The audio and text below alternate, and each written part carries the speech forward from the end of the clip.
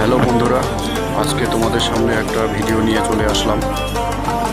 বাজারে কিনতে পাওয়া 10 টাকা দামের জলের বোতল হাত দিয়ে ফাটানোর চেষ্টা করব। চলো শেষ পর্যন্ত দেখা যাক হাত দিয়ে ফাটাতে পারি কিনা।